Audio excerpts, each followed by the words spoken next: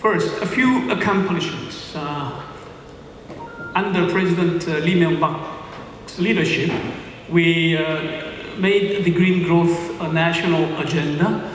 We set up a comprehensive institutional framework, including the launching of Presidential Committee on Green Growth and 5-year plan for green growth and so on.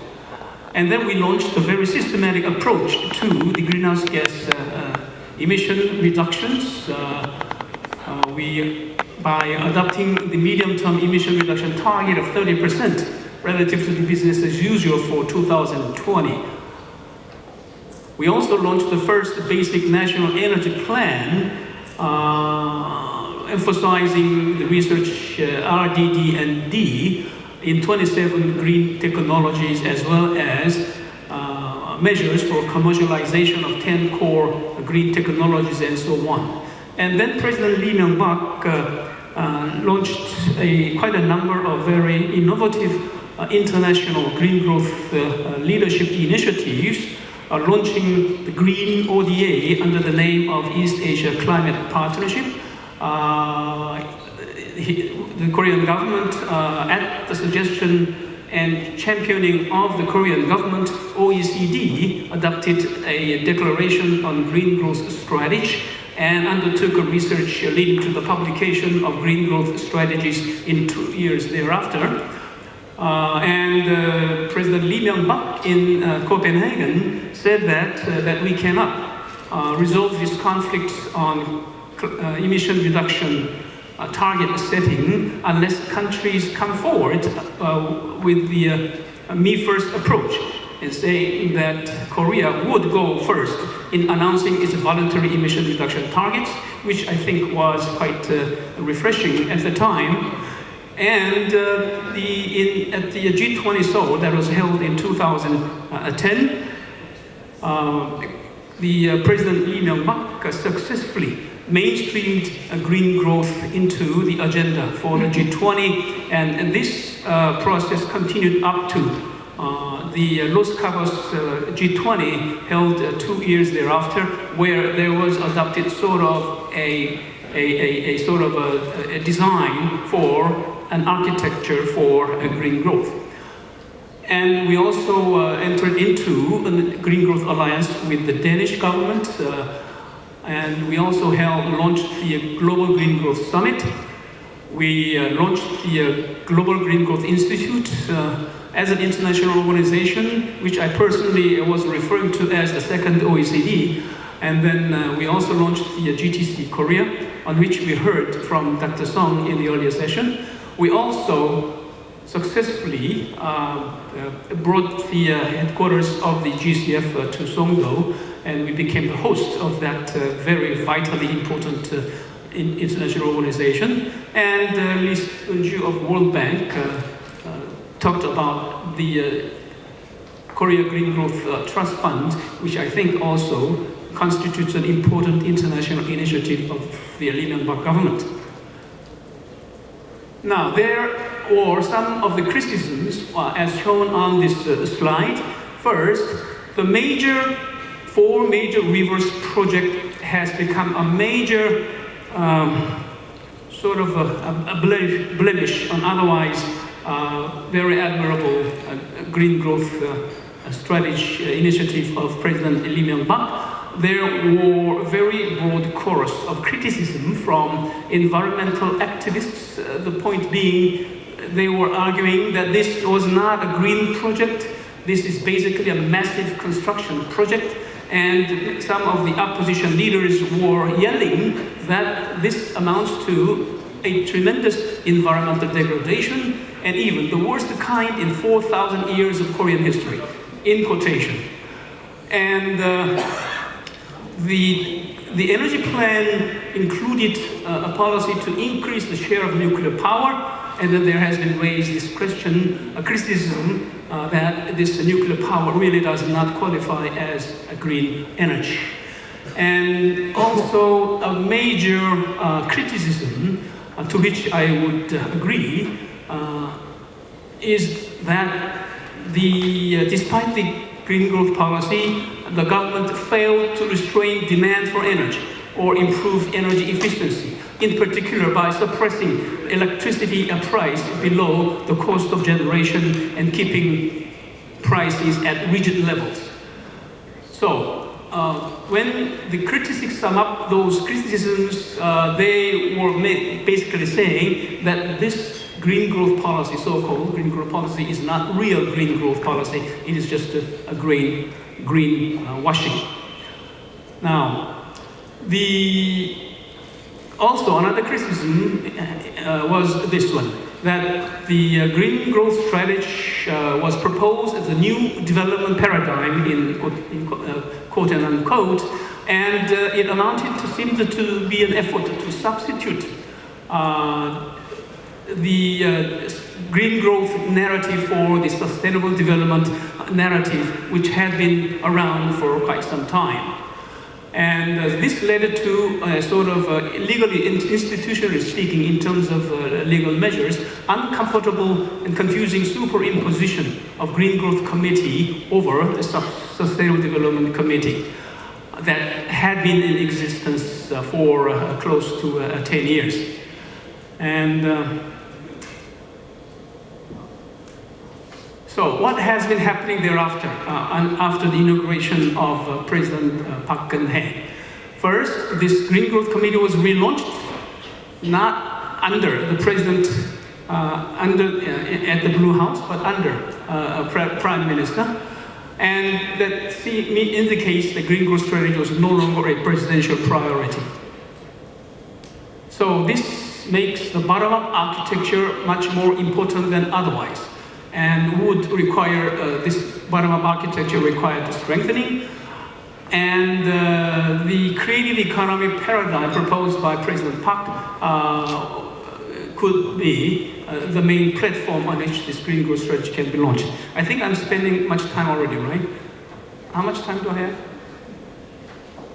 Okay, and secondly, the 5-year plan for green growth, the second version was presented, and this time proposing to focus not on all 10 goals, but on basically 3 items: on greenhouse gas emission reductions, sustainable energy system, and adaptation to climate change. So here we see a clearer focus on climate change actions and energy innovation. And and this is the latest development. Korea's INDC, submitted at the end of June, includes domestic mitigation of 26%, which I think is weaker than the existing target for 2020. So here we see a weakening of driver for green growth at home, and which I think should be revisited in due time. And that we might need to increase our ambition to accelerate this driver for green growth. And on June 23rd this year, just before the announcement of the governmental INDC, the Chosun Daily newspaper reported that there was a reduction of 4 million tons of emission against which amounted to 0.6% compared to the emission in the previous year, against the background of GDP growth of more than 3%. And this was reported for 2014. This suggests the possibility that peaking of emissions happened in 2013, 1 year earlier than was foreseen under Green Growth 1.0. And so this, if true, confirmed, would make the current INDC submitted look too modest. But no follow-up report and discussion has taken place subsequently. And I think this is a matter which requires serious and in-depth exploration. Now, one aspect of this reduction of emissions is that this, what are supposed to be, or seems to be decoupling in 2014, is explained in terms of substitution of nuclear for coal power. And so this increases the stakes on the discussions of what are we going to do with nuclear power. And I think there is a need so this experience suggests that whether we like it or not, we might have to stay with nuclear power for quite some time. So here is the need to make informed choice with sobriety by considering and comparing alternative pathways to the eventual long-term carbon emission reduction target. And this makes the case for deep decarbonization pathways analysis for national discussion and informed decisions. By this deep decarbonization pathways analysis, or DDP analysis, I am referring to gearing our emission reduction pathways to the long-term target to be achieved as of 2050. And the current consensus is that the global average CO2 emission per capita will have to come to around 1.7 ton per person. Now this is so low that regardless of which country you're talking about, all might have to converge to the neighborhood of this 1.7. So with that understanding, we try to figure out what we should be doing from now on until 2050 in order to reach that emission reduction target benchmark.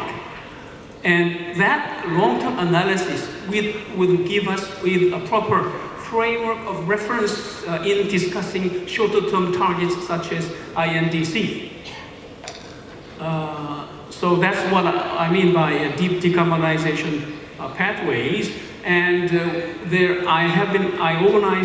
I've been directing this Korean DDP team for the last close to 2 years, and we held our last meeting on the 4th of November, where there was the Minister of Future Planning, Mr. Che, and others.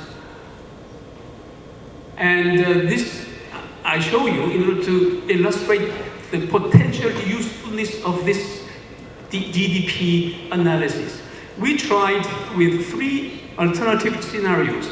One that decarbonizes, basically making a great use of carbon capture and CCS. We then also tried another scenario where we do maximize the share of renewables. And another one was to increase the share of nuclear. So given these 3 scenarios, we see this is only an illustrative, not definitive study. And according to this, here is the highest one is the renewable scenario. It appears to be the most costly pathway. And then at the bottom is the CCS scenario, which is the lowest cost curve. So this sort of gives us an example where we may have to compare our options, realistic options, in terms of actual dollars and cents. And so this proves the potential usefulness of the DDP analysis I am introducing to you now.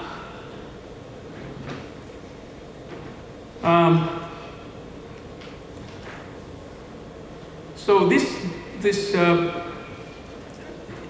Mr. De Boer already mentioned this, and I think there is a discussion going on in Paris about the need to introduce a mechanism for enhancing reduction ambitions after the Paris meeting, which may take the 5-year cycle and so on. So for that purpose, we think that this DDP analysis comes in very handy as a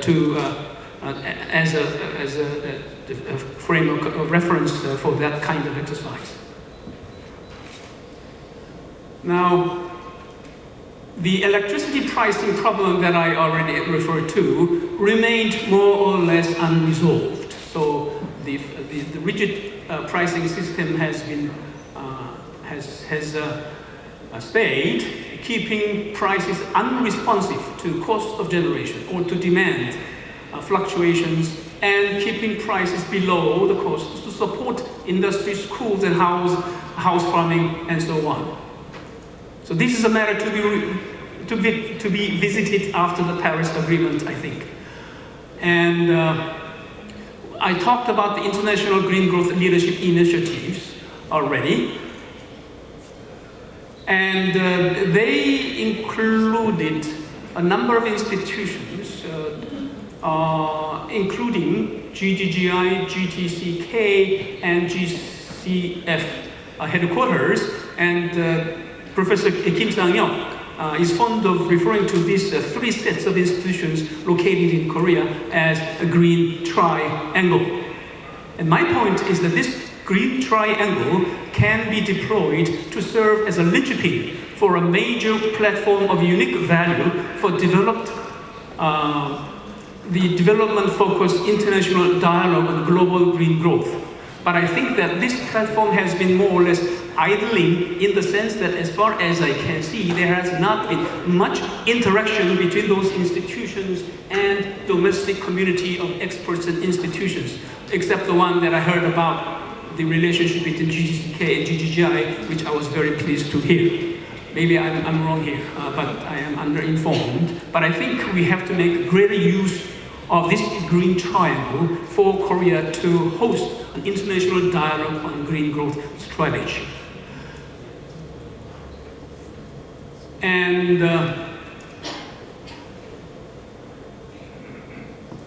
let me skip this, should I? Yes, I think, because I don't have time.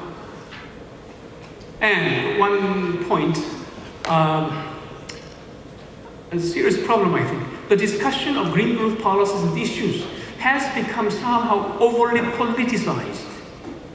And people have been discouraged to undertake or be engaged in open, frank, objective, and transparent discussions. I'll give you 3 examples. Under the new government, under the previous government, every official talked about green growth every day whenever I meet them. Under the new government, no official does that. The green growth word has just disappeared into thin air. And then about this data and the governmental analysis of INDC and so on, the process as well as the data they're used therein has not been very much exposed, or it has not been very transparent. And there is also this strange conspiracy of silence over the future role of the 4 restored rivers. Now the rivers in Korea are being, dried up because of a long drought. So there has been suggestions that it's about time to resume the initially planned projects to link the main rivers with the branch rivers and so on, which was stopped because of a very vocal opposition from parliamentarians from the opposition party and environmental activists. But it's very rational that we do continue with the original plan to make the full use of the 4 rivers restored as originally intended. But somehow there has been a very reluctance to discuss this matter, the future role of the 4 rivers, and I don't think that's a very healthy environment. So I think this the government, including the Green Growth Committee, which now still exists, should initiate open, objective, and transparent discussion of all relevant issues and data. Experts should speak up, the media should encourage and follow, and many open forums should be held, including those on the future role and follow-up on the 4 rivers. And finally, the launching of the UN SDGs as a global campaign and the new climate agreement to emerge from Paris provide a historic and unique opportunity to undertake a critical review of Korea's green growth strategy and policies. So I think we should undertake a critical post-2015 stock-taking review of green growth priorities and policies against Sustainable Development Goals and the new Paris Agreement.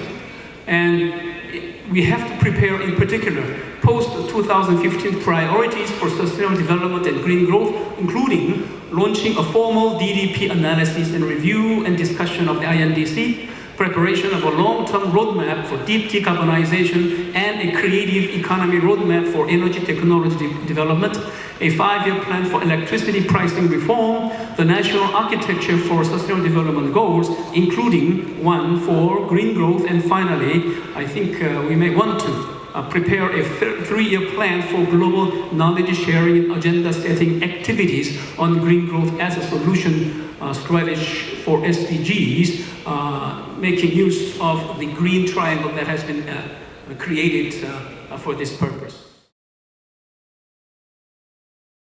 I think there has been a recognition this morning that one way or another Paris is going to represent a turning point in terms of global engagement on climate action. But there are two questions which I would like to raise. The first question is, what would be the implications for Korea if there is not ambitious international action to address climate change? And then, of course, the other interesting question is, what would be the consequences for Korea if there is global action on climate change? Would Korea stand to be a winner, or would Korea stand to be less of a winner? In terms of the implications for Korea if there was to be a lack of global ambition on climate change, there are a number of areas which Korea potentially needs to worry about. What we've done on these spider diagrams is to plot Korea's position vis-a-vis a number of comparable countries, so especially countries within the OECD. And what you see here is that Korea is already significantly challenged in terms of air quality and water stress, issues which might be impacted further. And there are potentially issues around, in case of lack of climate action, around adaptive capacity, climate change sensitivity, and climate change exposure. So, what are the vulnerabilities of Korea in the context of a lack of global action on climate change, and where do the risks lie? Domestically, in terms of water scarcity and the water-food-energy nexus, Koreans often describe reckless consumption as spending money like water, and maybe water is being used like it wasn't worth an awful lot of money. Korea's grain self-sufficiency at the moment stands below 24%, and that makes it the lowest in the OECD. And nuclear power, Young Soo-gil referred to this, which is becoming increasingly important, uses 2.5 times the water per unit of electricity that is required in the context of gas, and that's important in a water-stressed country. Then the people, the wonderful people of Korea. Korea is fast on track to becoming an aging society, especially in the suburbs. The population of 65 and older will double from 7 to 14% by 2026, and this poses significant health issues on top of some of the earlier issues, or some of the issues that I mentioned just now, for example, in relation to air quality. Population and infrastructure, I said. Major infrastructure in Korea, such as highways, bridges, and dams, were largely constructed in the 1970s, and almost half of Korea's industrial complexes were established 30 to 40 years ago. So they're not as old as I am, but they are getting on a bit. In terms of increasing public sector debt and domestic market growth, we've seen Korea's public sector debt has continuously hit record highs, doubling from 2007 to 2015. And that says something about the ability to pay for adaptation to the impacts of climate change. At the same time, the government is cautious in boosting its spending in social welfare. At the moment, the lowest in the OECD, and that is likely to have a snowball effect in the context of a changing society. Then some of the potential international related impacts of a lack of action on climate change. PM 2.5, which is very bad if it gets deep into your lungs, PM 2.5 readings in northeast China recently saw 56 times the levels considered by the World Health Organization, and some of that PM 2.5 is finding its way to us here in Korea. And the Trilateral Summit, which recently happened, depicts really very clearly the complexity of untangling divisive issues in relation to environment, nuclear security, territory, FTA, and historical ties. And then the high energy import dependency and share of foreign value added in gross exports, which is an issue for Korea. And then across the border, how is climate change likely to impact North Korea, and what could be the consequences for the Republic of Korea if there are negative impacts across the border. So clearly some issues to think about. The next question then is, what would be the opportunities for Korea? How would Korea be positioned in the context of a more enhanced climate change regime? And there are challenges on labor productivity, on water productivity, on CO2 emissions growth, on carbon intensity, and on renewable energy as challenges ahead. But wanting to end on a positive note, there are also significant opportunities, I think. Advantages in reaping the market opportunities of climate change. In Korea, conglomerates with large production capacity, technological edge, global market power, and capital for investment do exist. There is strong government leadership and high spending on research and development, which can be capitalized on, and there is a fantastic IT infrastructure and a very skilled labor force to build on in this country. Korea's future green growth, I think, can learn and will learn from past economic successes in terms of the principles of selection and concentration, the diversification of tradables through adaptation and application of new technologies, entrepreneurship, which Korea is famous for, manufacturing excellence, which Korea is famous for, and global ambition, which Korea is also famous for. There are at the same time opportunities to further restructure the Korean economy in the sense of increasing the share of service value added in exports and linking manufacturing and service sectors in the Korean economy more effectively. And there are opportunities to further build on some very interesting experiments around energy pricing mechanisms, stimulating small and medium enterprises, enhancing labor productivity, and enhancing the growth of the service sector. So what I've tried to do in a few words, maybe a few too many, is to give you a picture of what could be the consequences for Korea if there was a failure to act on climate change, but also potentially where the opportunities, the challenges lie for Korea if there was to be action on climate change. And I would like to conclude by saying that perhaps Korea's greatest challenges are also Korea's greatest opportunities. 파리에서 협상이 타결될 것으로 전망들을 많이 하고 있는데, 그 협상이 타결되었을 때 우리 한국에 어떤 영향을 미칠 것인가 하는 문제에 대해서 많은 분들께서 시사점 있는 그런 말씀을 해주셨을 것으로 생각합니다.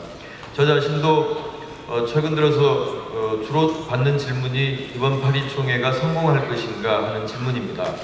그러나 저는 그 질문을 받을 때마다 다시 그 질문하신 분께 질문을 하는데요. 당신이 생각하는 성공의 기준은 무엇인가? 파리 총회는 무엇을 성과로 남겨야만 우리가 성공이라고 부를 수 있을까요? 저는 굉장히 어려운 문제라고 생각합니다. G20 서밋에서 5가지 이 원칙을 이 파리 합의문에 담아야 된다 하는 그 내용이 제안이 됐는데요. 첫 번째가 페어입니다. 공정성입니다. 앞으로의 기후변화 대응은 오랫동안의 선진국과 개도국 간의 이해관계의 차이에서 왔던 그러한 문제들을 해결해 나갈 수 있는 그런 모멘텀을 이번 합의에서 이루어야 된다 하는 것이고요. 두 번째는 밸런스드입니다. 우리가 교토오정서 체제가 말해주듯이 그동안의 기후변화 협약 내에서는 적응보다는 감축에 대해서 너무나 편파적일 정도로 많이 다뤄왔습니다. 그러나 그동안에 흘러왔던 그 과정들을 보면은 이제는 기후변화 적응의 비중이 과거에 비해서 훨씬 높아질 수밖에 없는 그런 그 시기를 우리가 맞고 있는 것이고, 세 번째가 앰비셔스입니다. 우리는 이 기후변화 대응에 있어서는 국제사회의 공동의 목표를 가지고 있습니다. 특히 산업화 이전에 비해서 2도씨 이상 상승하는 것을 억제한다는 그런 목표를 가지고 있는데, 지금 각 국가가 162개 국가인가요? 당사국들이 제출한 INDC에 종합을 해보면은 2.7도씨라는 것이 지금 밝혀지고 있는데, 그 갭을 어떻게 메꿀 것인가 하는 것이 이번 파리 합의문에 지금 당장 2도씨를 막을 수 있는 그런 확신을 주지는 못한다 하더라도 이후에 신기후 체제를 작동을 시키면서 그 과정에서 이 목표를 달성할 수 있다는 그 희망의 시그널이 발신돼야 된다는 것이 이 세 번째였습니다. 네 번째는 듀러블을 해야 된다는 것이죠. 이번에 합의될 합의문이 뭐 3년, 5년 정도 가다가 다시 또 바뀌어야 된다면은 아마 이 파리 합의의 의미는 반감될 수밖에 없을 것입니다. 최소한 20년, 30년 우리가 기후변화와 맞서서 싸울 수 있는 그런 무기를 이번에 가져야 된다는 것이고, 마지막으로는 다이내믹 해야 된다는 것인데요. 다이내믹이라는 것은 각 국가의 처지와 상황이라는 것이 과거에 비해서 현재를 보더라도, 예를 들어서 뭐 중국을 본다든가 또 우리 한국도 마찬가지입니다만 과거와 다른 조건을 가지고 있기 때문에 주기적인 평가를 통해서 각 국가가 담당을 해야 되는 그런 책임이라든가 이런 것들을 새롭게 재조정할 수 있는 그런 유연성을 갖춰야 된다는 것이죠. 거기에도 붙여서 제가 예상해 볼 수 있는 것은 이번 파리 합의가 이루어지게 되면은 G20 회의에서도 강조됐습니다만 또 그 이전에 G7 회의에서도 강조됐던 것이 2100년까지는 우리가 화석연료에서 완전히 페이스 아웃 해야 된다는 그 메시지가 이제는 2020년 이후부터는 말뿐이 아니라 실질적인 이 경제활동 속에서 구현될 수밖에 없는 그런 새로운 시대로 우리가 진입하게 된다는 것입니다. 그래서 그동안에 화석연료에 투자해 왔던 많은 그런 그 투자자들 같은 경우는 이 불량 자산의 어떤 리스크에 봉착하게 될 가능성이 높고 그렇기 때문에 이 한국에 주는 시사점은 한국이 INDC를 발표를 할 때 37%를 발표를 했었죠. 그런데 그 37%는 비즈니스 에즈 유즈얼 기준입니다.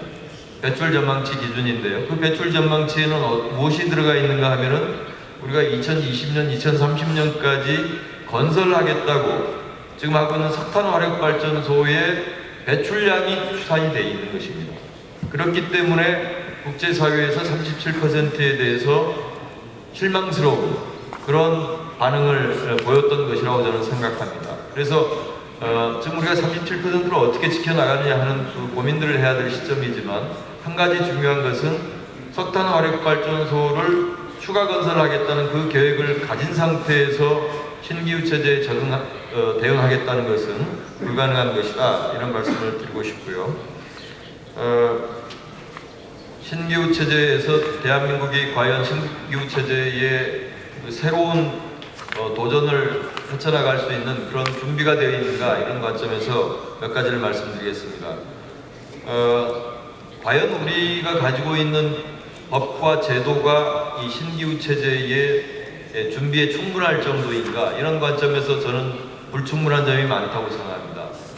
저탄소 녹색 성장 기본법이 기후변화 문제를 다루고 있는데 만들어질 당시에 상당히 많은 의미도 있었고 또 그 당시에는 불가피한 측면이 있었지만 지금 6년이 지난 지금 와서 그 법이 가지고 있는 여러 관점들과 내용들을 분석해 보면은 우리가 여전히 이 개발도상 국가로 분류된 상태에서 의무 감축을 하지 않았을 때에 그러한 인식이 많이 담겨 있고 또 기후변화 적응과 같은 경우는 그 감축에 비해서 굉장히 소홀히 다루고 있다는 점을 느낄 수가 있습니다. 그래서 우리가 가지는 법도 새롭게 손질을 하거나 아니면은 개정을 하든지 아니면 새로운 법을 제정해야 된다고 믿고요. 또 한 가지는 과연 우리가 가지고 있는 정부 조직이 이 신기후 체제에 적합한 편제를 가지고 있는가? 지금 산업부와 환경부가 기후변화 대응을 둘러싸고 많은 견해차를 노출시키고 있는데 그러한 그 정부 내의 시각 차이가 여전히 존재하는 상황에서 신기후 체제의 도전을 우리 국가적인 어떤 역량을 모아서 헤쳐나갈 수 있겠는가? 이런 점에서 굉장히 회의적입니다. 그래서 다음 정부에서는 지금 녹색 성장의 여러 가지 성과와 한계를 말씀해 주셨지만 녹색 성장의 그 업그레이드를 위해서라도 이 기후변화와 에너지를 묶어서 대처할 수 있는 기후변화 에너지부의 신설과 같은 이 정부 조직의 획기적인 변화를 지금은 고심해야 될 것이다 이렇게 보고요. 마지막으로 가장 중요한 것을 말씀드리겠습니다. 녹색 성장 정책의 실패는 저는 4대강 사업과 원전 확대 정책이 이 녹색 성장 정책의 이미지를 나쁘게 하는데 상당 부분 기여했다는 점을 인정하면서도 녹색 성장 정책의 가장 큰 한계는 거기에 있다고 생각하지 않습니다. 그것은 녹색 성장과는 별도의 루트를 통해서 진행된 정책이라고 믿고 싶고 녹색 성장 관점에서 가장 큰 한계는 가격 문제를 해결하지 못한 것이다 이렇게 생각합니다. 우리가 에너지 문제를 접근할 때 이 가격은 신호등과 같은 역할을 하는데 그 신호등이 이 빨간색을 그대로 가지고 있으면서 사람들에게 지나가라고 하는 그런 메시지를 어긋난 신호를 보내왔기 때문에 우리가 신재생 에너지 확대에 있어서도 목표를 달성하지 못했고 또 에너지 효율 개선에 있어서도 비즈니스가 일어날 수가 없는 그러한 조건들을 가지고 있는 것. 이것을 빨리 해결하지 않고는 우리가 그린 그로스가 됐거나 아니면 지속 가능한 발전이 됐거나 새로운 해법을 추진하고자 할 때 결국은 그 목표만큼의 어떤 성과를 거두기가 어렵다 이런 말씀을 드리겠고요. 마지막으로 한 가지 말씀드리면 제가 어제 국회에서 있었던 토론회에서도 그런 말씀을 드렸는데 이 경제 단체죠. 그 대한상의에서 오신 분이 지금 배추권 거래가 전혀 이루어지고 있지 않고 살려고 하는 기업은 많은데 팔려고 하는 데가 없어서 거래가 이루어지지 않는다 이런 말씀을 하셨습니다. 저는 너무나 당연한 그리고 너무나 예측 가능했던 그런 사태가 지금 벌어지고 있다고 봅니다. 지금 정부가 배추권 가격을 톤당 10,000원 선에서 고정을 시키는 그러한 정책을 펴고 있죠. 톤당 10,000원이라는 것이 우리나라 기업들이 온실가스를 줄이려고 했을 때의 한계 감축 비용과 비교했을 때 그것은 너무나 적은 비용입니다. 그랬을 경우에는 기업은 온실가스 감축도 하지 않고 또 배추권을 지금 받은 기업들조차도 지금 팔지 않고 미래에 그것을 팔았을 때 훨씬 더 많은 이익이 예상되기 때문에 지금 이 배추권을 내놓을 생각이 전혀 없는 것이죠. 그래서 지금 거래가 이루어지지 않는 것은 정부 정책의 어떤 잘못된 점이기 때문에 이 시장이 제대로 작동할 수 있는 그러한 제도 개선이 먼저 이루어져야 되지 않을까 이렇게 생각이 되고요. 기후변화 적응과 함께 신기후 체제에서는 저는 국가의 역할보다는 지자체와 또 민간 섹터의 역할, non-state 액터들의 역할이 이 구기후 체제, 소위 말해서 교토정서로 대표되는 구기후 체제에 비해서 이 비국가 플레이어들의 역할이 굉장히 중요해질 것으로 생각합니다. 이 비국가 주체자들의 역할이 중요해질수록 우리가 주목해야 되는 것은 참여와 거버넌스입니다. 아마도 과거의 녹색 성장 정책에서 또 하나 아쉬웠던 점은 톱다운 방식의 어떤 추진 체계를 가지고 있었고 국민들의 광범위한 참여를 상대적으로 좀 소홀히 했던 그런 부분들이 앞으로 새로운 녹색 성장을 우리가 논의할 때는 좀 더 비중 있게 다뤄졌으면 하는 바람을 마지막으로 말씀드리겠습니다. My point will mainly be kind of a case study, because we're talking about Korea, talking about green growth and what is actually happening concretely. I think it's very clear from today's discussion that no country can really work on its own. You need international cooperation, you need partnerships. And that is also why Denmark and Korea for a number of years has been just that, partners when it comes to green growth. We built an alliance in 2011, and a very important one. In Korea, you say you only have two alliances. You have one with the US when it comes to military security alliance, and you have one with Denmark when it comes to green growth. That of course makes me very proud, but also to say that this is important, and this alliance that we have built is about taking the opportunities that are there in the market, looking at how can we transform the challenges of climate change into good business opportunities and to growth and creating new jobs. And what we do is, on a very concrete basis, is to bring all stakeholders who have interest here and share experience and knowledge. This is on political level, this is on a business level, this is also when it comes to research and development. Now you may ask why Denmark and Korea? I think there are two good points here.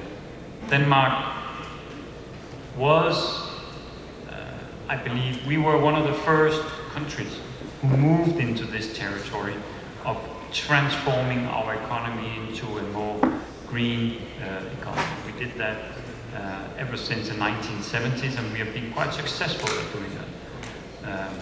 It's a good business. More than 60,000 people in Denmark are now employed in the green economy sector, generating billions of US dollars in exports. So we have created a momentum, we have created a very good business case. So we were first movers in many ways. Korea has a track record of being a fast mover. Over the very few decades, Korea has moved very fast in an impressive economic growth. And the innovative power of this country is very much alive. So combining these experience, knowledges, long tradition of green growth and the fast-moving capacity and innovation power of Korea has turned out to be a very good one. And this Green Growth Alliance is alive. Let me just say that there's been questioning about green growth.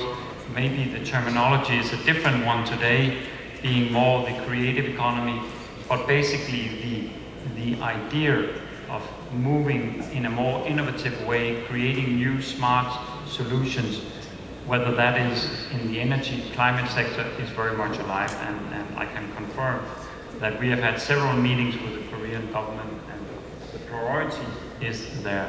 My Prime Minister met as lately as in September President Park, and there was a big stress of moving forward in the direction of green growth and living up to the ambitions that we have in the Green Growth Alliance.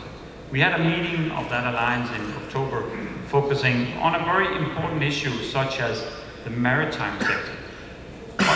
What should be the contribution of maritime industry to the climate change challenges? Maritime and shipping, being one of the biggest polluters here, plays a huge and a very important role.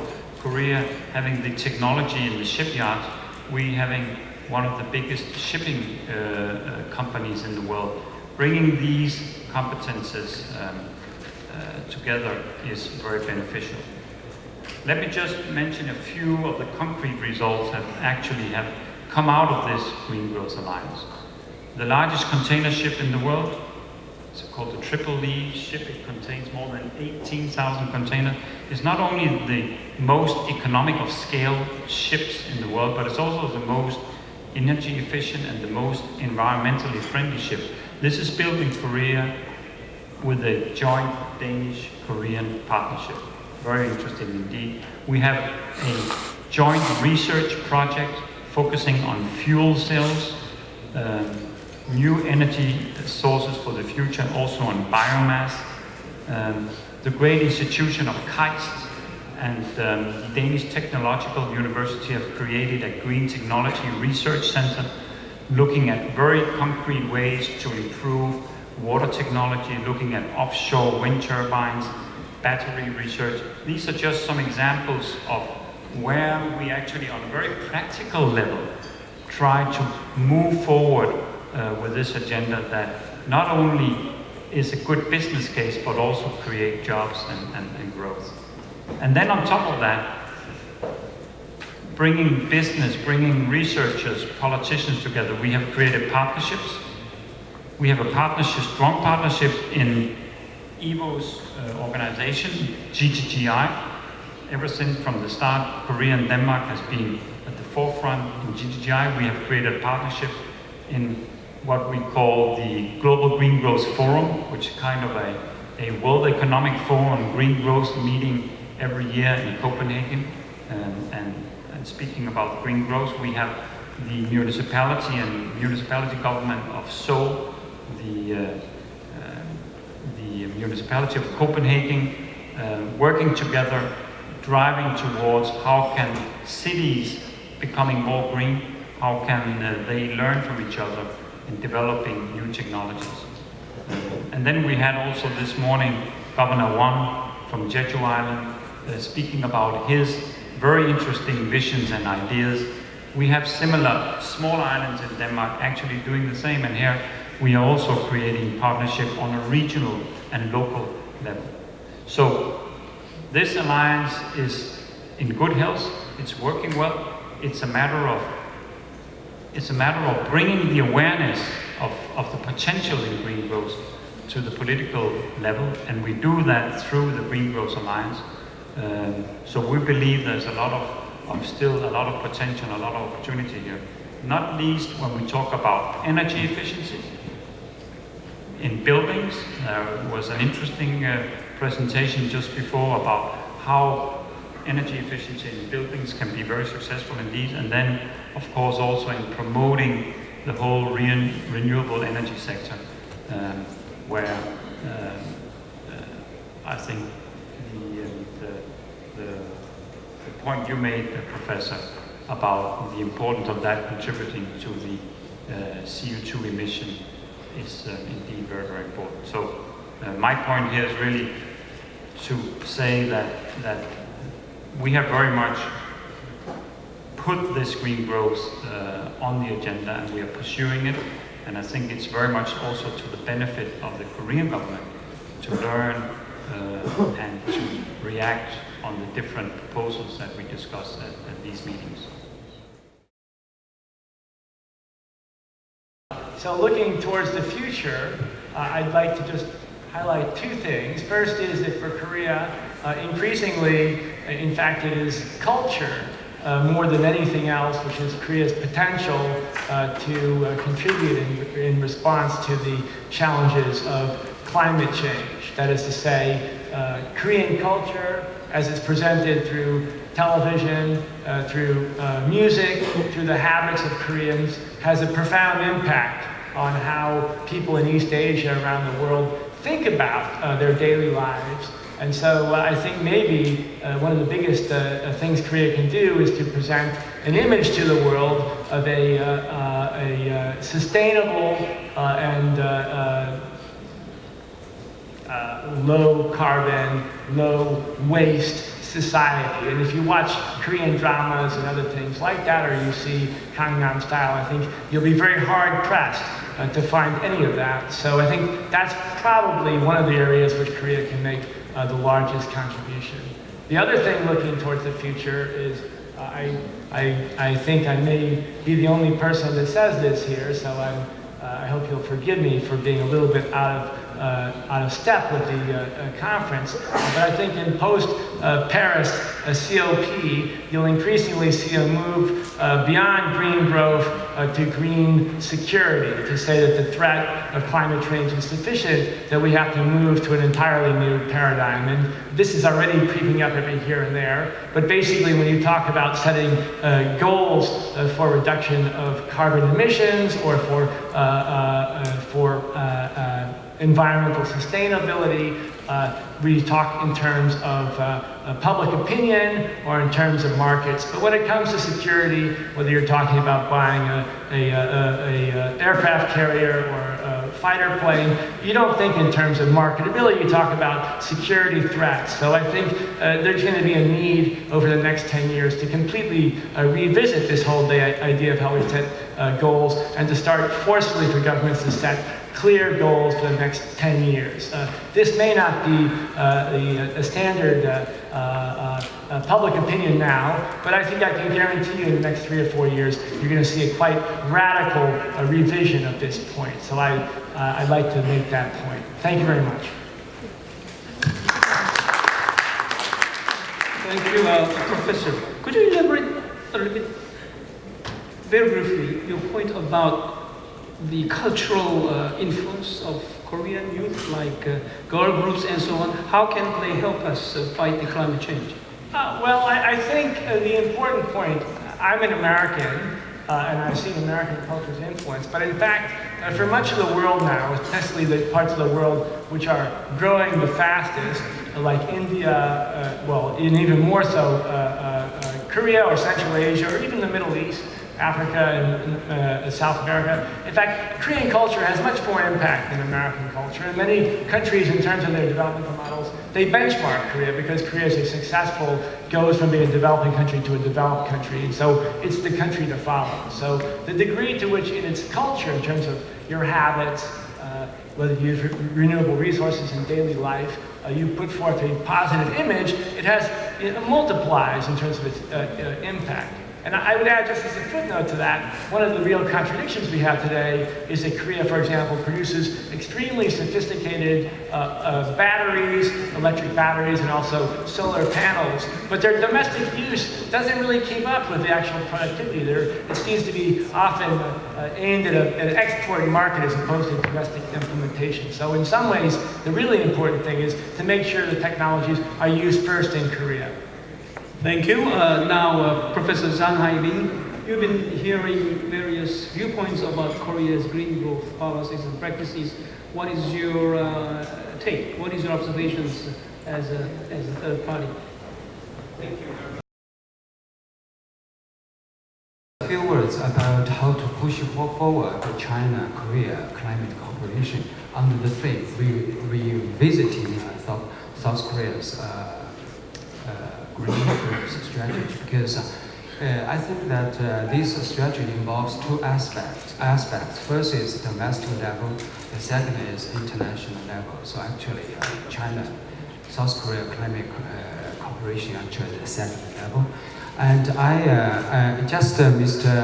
Yves Debois made a very important observation. He said that now this green growth strategy and climate diplomacy has been at the heart of South Korea diplomacy and its development strategy. I totally agree with him. Actually, as a close and friendly neighbor of Korea, China is watching very closely what's going on here in Seoul and in Korea. The ministries concerned, including Ministry of Environment, NDRC, and other ministries. Actually, the think tanks, basically the ministries are very watching closer here. So any of your policies and actions actually trigger us and influential to us. So I think that's very, very important for us. And generally speaking, that Korea is very successful in terms of your political transition from the military regime to democracy, the economic transition from the industry country to developing country to OECD members, now one member of developed countries. Now, seems to me, you are in the new era of sort of ecological or environmental transition from the traditional industrial country to the new environmental and ecological nation. So then I think this is the third, that's just my personal observation. You are in the third phase. And I think that will set a very good example for developing countries. So far, very few developing countries can do like you. So you have, Korea has high respect from China, from Chinese. So in debating or in discussing what's going on here, we spoke highly of what happened here.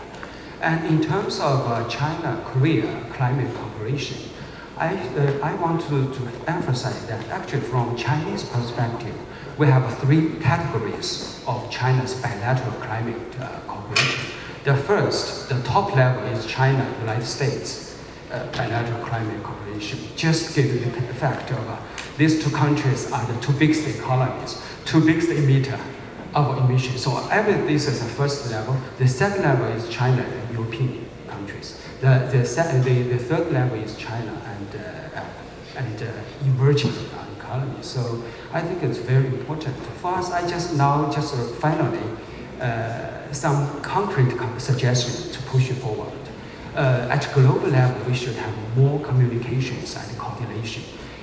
Because I think that Korea and China in the past we had a limited progress in this regard. So we have more coordinations in terms of our policy and negotiation and the position in the international climate negotiations.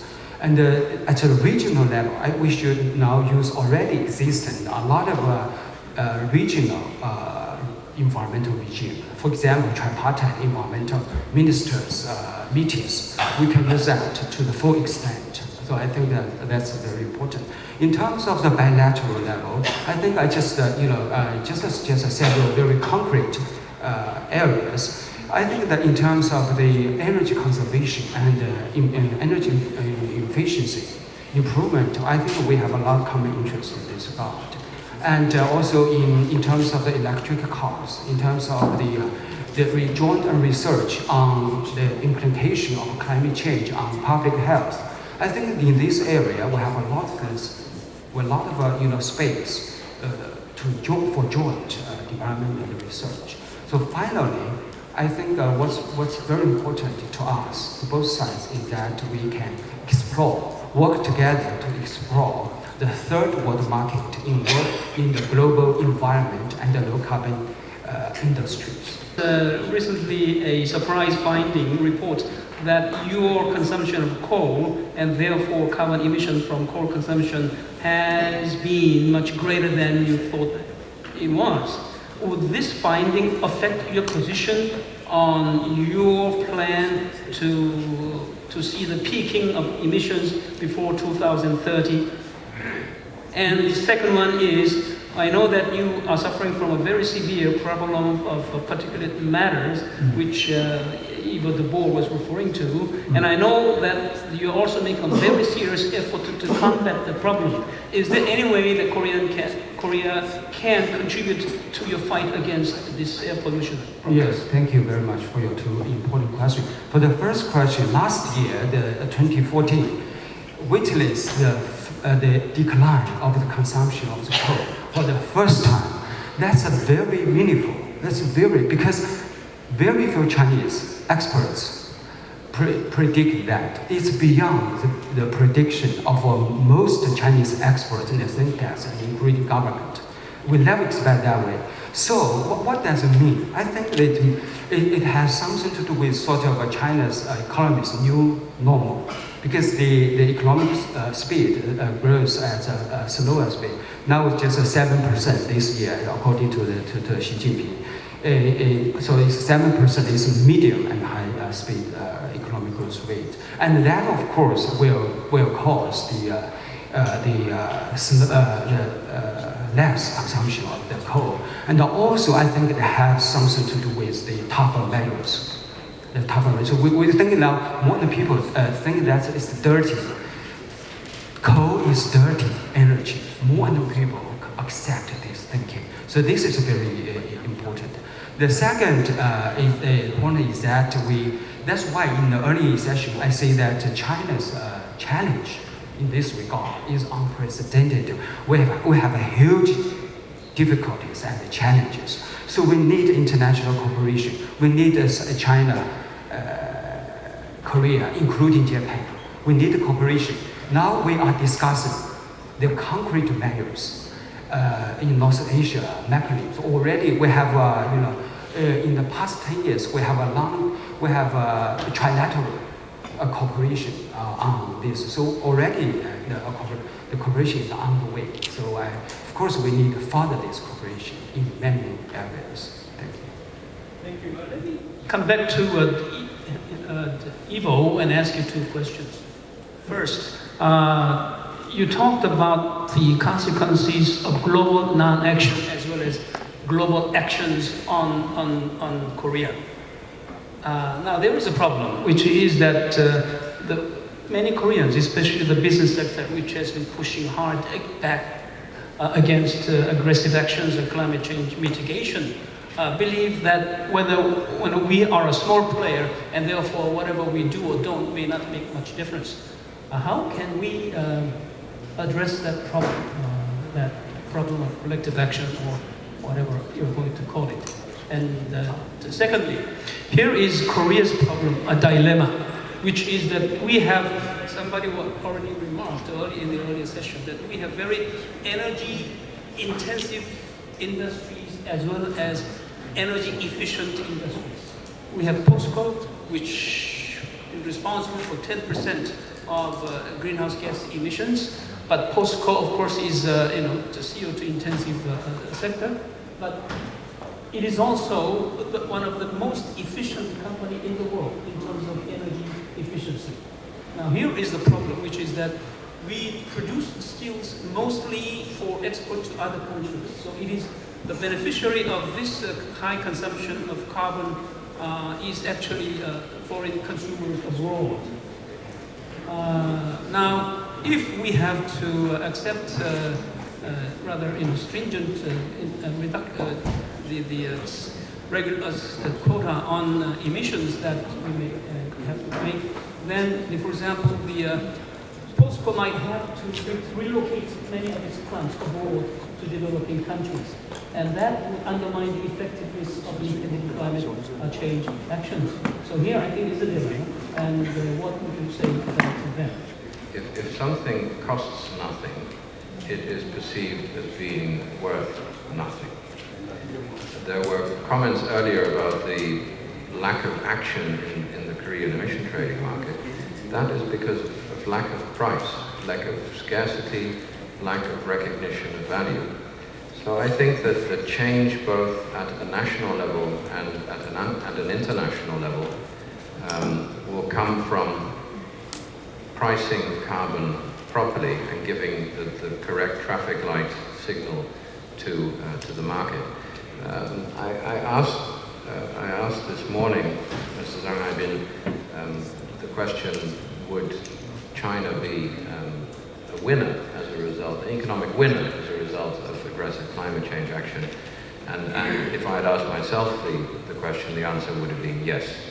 The big winners from aggressive climate action will be the United States, Europe, China, India, and Korea, because each one of those countries or groups of countries hold the key technologies that will be the key to addressing climate change and therefore represent the economic opportunities of the future, providing we price properly.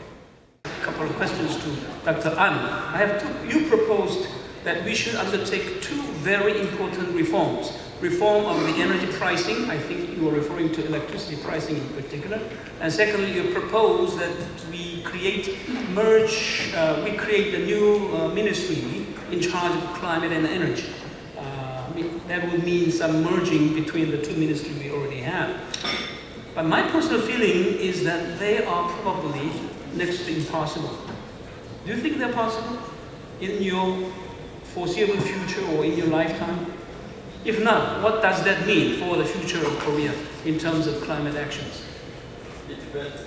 그 산업부와 환경부 간의 그 기후변화 에너지 문제를 둘러싼 갈등, 또 에너지 분야의 많은 전문가들이 지금 산업부가 원래 가지고 있는 미션 자체가 산업을 진흥하는 것이기 때문에 에너지 업무가 과연 산업부에 있는 것이 옳은 것인지에 대해서 많은 의문을 제기하고 있습니다. 물론 우리 한국과 같은 조건에서 이 부처를 개편한다는 것이 얼마나 힘든 것인지, 또 그것을 할 수 있는 위치에 있는 사람들이 그런 생각을 갖고 있다 하더라도 그걸 현실화하는 데 있어서 얼마나 많은 장애물에 부닥칠 것인지 충분히 이해하지만, 우리가 다시 한번 생각을 고쳐서 지금 현재와 같은 상태에서 신기후 체제의 새로운 도전을 우리 국가적으로 헤쳐나갈 수 있느냐, 이 질문을 다시 한번 했을 때는 저는 지금과 같은 상황에서는 도저히 지금도 잘 하지 못하고 있는데 그보다 훨씬 더 큰 도전이 주어지는 신기후 체제를 어떻게 헤쳐나갈 수 있겠는가, 저는 회의적입니다. 그래서 뭐 현실 가능성을 떠나서 지금부터 그러한 어떤 방향에 대해서 우리가 더 많은 토론을 하고, 그 토론을 통해서 방향이 결정이 되면 정책 결정자들에게 강력한 목소리로 요구를 해야 되는 것이 아닌가 이렇게 생각합니다. 오늘 논의되고 있는 내용은 거의 에너지 효율이라던가 앞으로 배출될 온실가스를 감축하는 정책인 것 같습니다. 근데 아무리 그런 것들이 실행된다고 하더라도 향후 몇십 년간은 누적 온실가스량은 계속 증가할 것이라고 봅니다. 혹시 국내나 국제적으로 이미 발생한 온실가스를 처리하기 위해서 논의되고 있는 정책이나 시스템이 있는지 궁금합니다. What do we do about all the greenhouse gases that are already out there? And the answer is nature. Have more nature.